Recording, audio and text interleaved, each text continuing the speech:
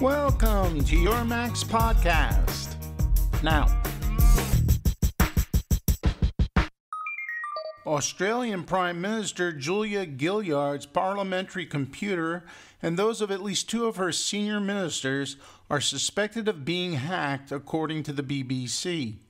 The government was alerted to the security breach by a U.S. intelligence tip-off, Sydney's Daily Telegraph said.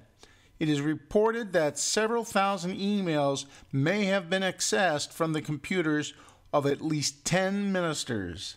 Among the computers allegedly breached were those belonging to Foreign Minister Kevin Rudd and Defense Minister Stephen Smith. And as always, sleep tight. See if you can figure out who said this. Quote, "The tablet takes cutting-edge PC technology and makes it available wherever you want it, which is why I'm already using a tablet as my everyday computer. It's a PC that is virtually without limits, and within 5 years, I predict it will be the most popular form of PC sold in America." Know who that was? That was Bill Gates at Comdex in 2001. Now, the age of the tablet PC, which Microsoft Chairman Bill Gates heralded a decade ago and Apple only recently ushered in, is already drawing to a close, according to Craig Mundy, Microsoft's Chief Research and Strategy Officer, reports John Paskowski of All Things Digital. Speaking at an economic development lunch in Sydney, Australia this week, Mundy said he didn't know whether tablets like the iPad would remain with us. Mobile Beat adds that Mundy looked into his crystal ball and pronounced the future of desktops and said, quote, "I believe the successor to the desktop is the room. That instead of thinking of the computer is just something on the desk that you go and sit in front of, in the future, basically the whole room is the computer and you go into it." For Mundy's sake, let's hope tablets exist at least until the fall of 2012, when Microsoft is expected to release a version of Windows 7 for tablets. Last year, Google put out a call to communities asking for their interest in becoming an experimental site for the company's plans to build an ultra-high-speed internet network. Over 1,000 cities applied for the chance to get Google Fiber, and Google has just announced its selection. Congratulations, Kansas City, Kansas.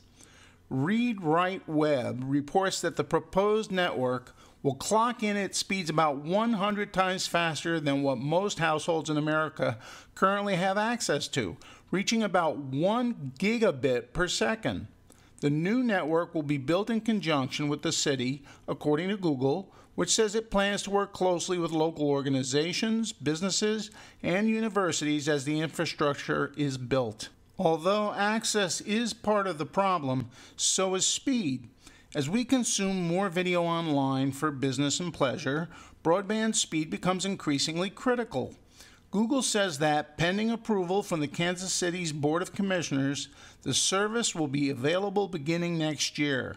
It also says it's looking at ways to bring the same internet speeds to other countries.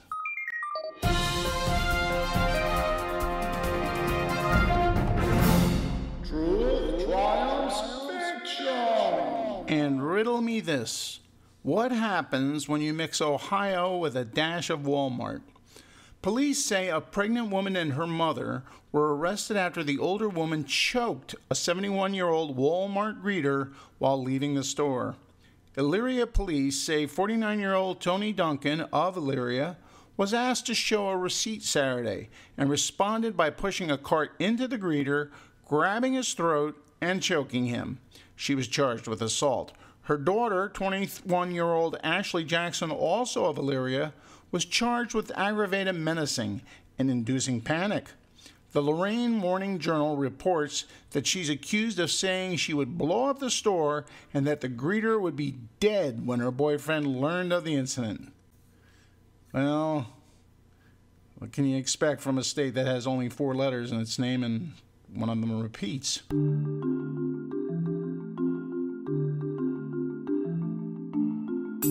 Why, it's just another day in the Magic Apple Kingdom, boys and girls. And you know what? If you look real close, I can see the end of the week in sight. I can see light at the end of the tunnel. But before then, tune in tomorrow. Remember, it's Op-Ed Friday.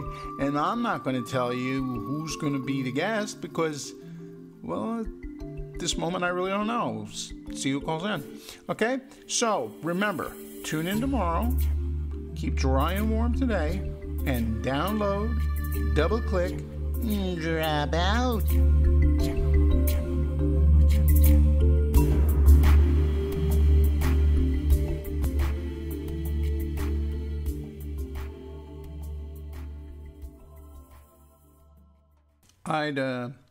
I'd like to take this moment to apologize to everybody in Ohio who I may possibly have offended with that last story.